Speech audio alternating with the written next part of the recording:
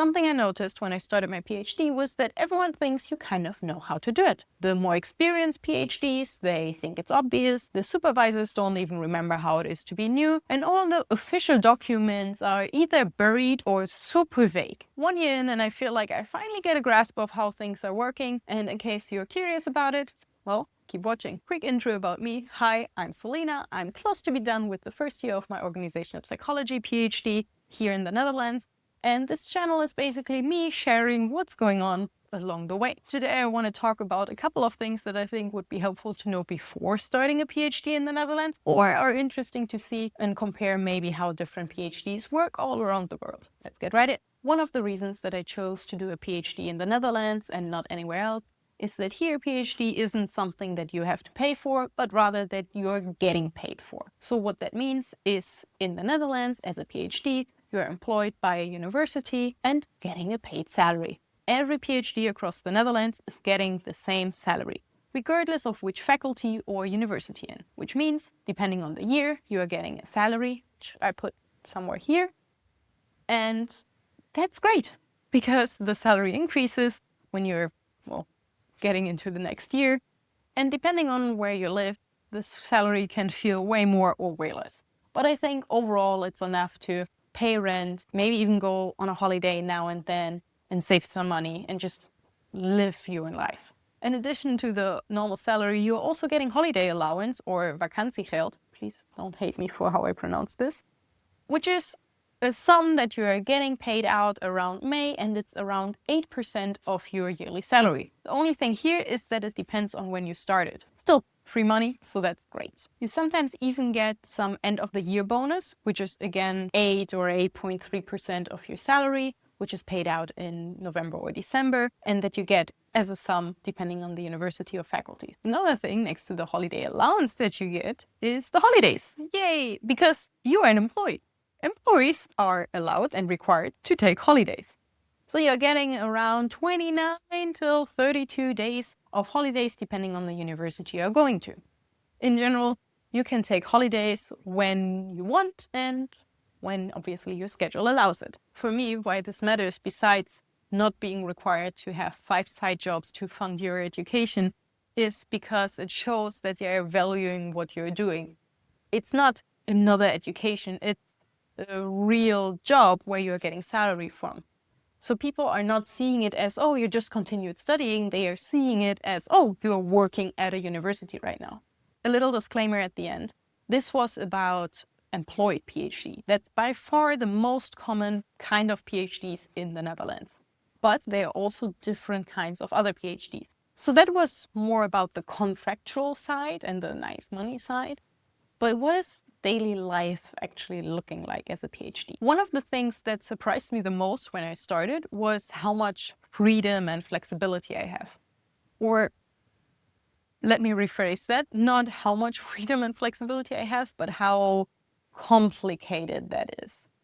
Because when I talked with other people and friends who have a more standard business job, for example, for them it's very clear cut. They are going from Monday till Friday to their office from 9 to 5, or have one home office day. Maybe they are working shifts, but everything is very rigid and set. Very often in the Netherlands, if your research doesn't depend on a lab and a very specific setting, or you don't have a study with participants running right now, you are quite flexible, which means that no one checks if you're at 8 a.m. or 9 a.m. at your desk or when you are leaving. It means you can structure your whole day and work week around your own schedule and what your needs are. However, a little trade-off is, because of that flexibility, things might get a bit blurry.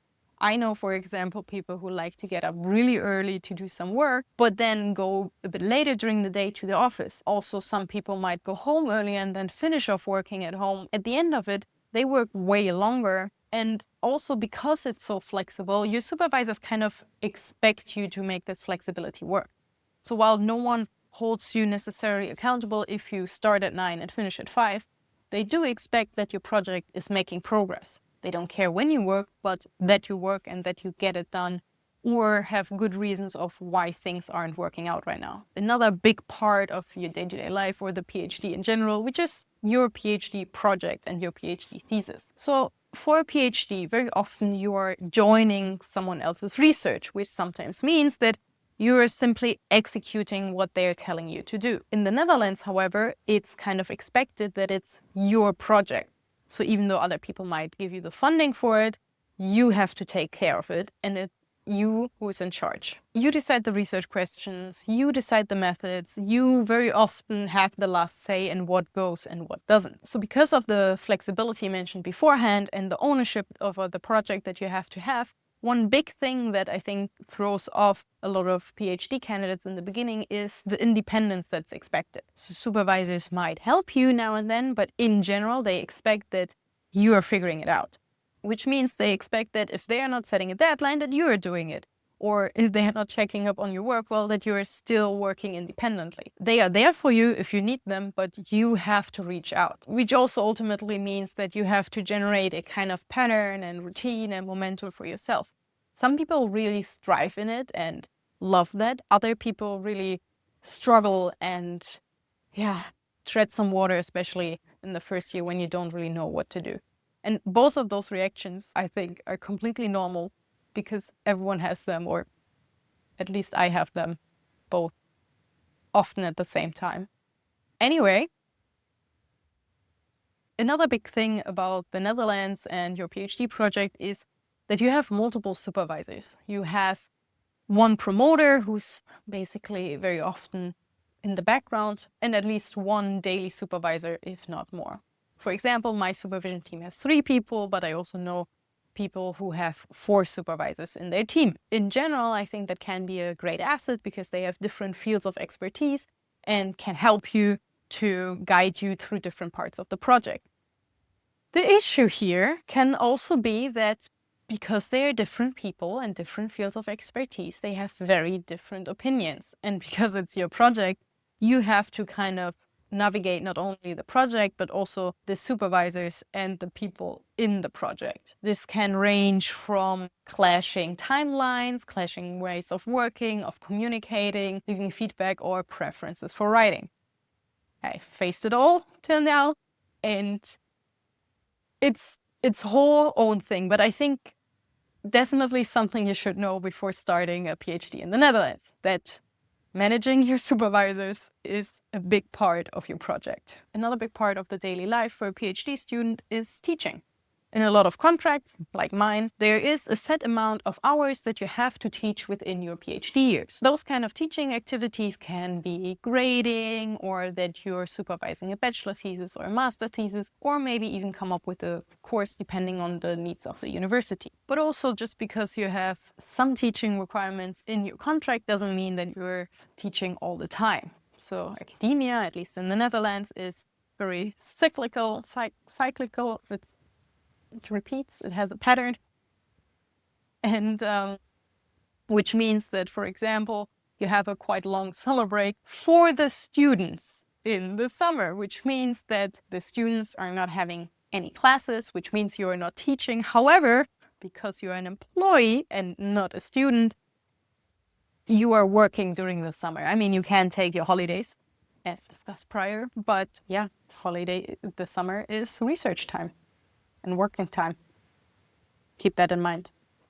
Another thing that really makes up a big part of my day-to-day life is, I would say, the PhD culture in the Netherlands. So in a lot of countries, at least from what I heard, PhDs are very competitive with each other because they are very often competing for one single postdoc position. And even though also in the Netherlands there are not as many postdoc positions as there are PhD positions, and later on it might be hard to find a position that suits you well, during the PhD, people still are working together. So on a day-to-day basis, other PhD students share papers, help brainstorming and solve problems, or even give you a second grading for a paper if you're unsure. Obviously, this can vary a lot by the department and vibe that there is, but from what I heard is that PhDs amongst each other really help and try to lift each other up rather than pushing each other down. Last but not least, you are very often part of a graduate school. You have one in your university who just helps you with organizational stuff, but you are also joining a bigger graduate school where all the PhDs in a similar field of the whole Netherlands are part of.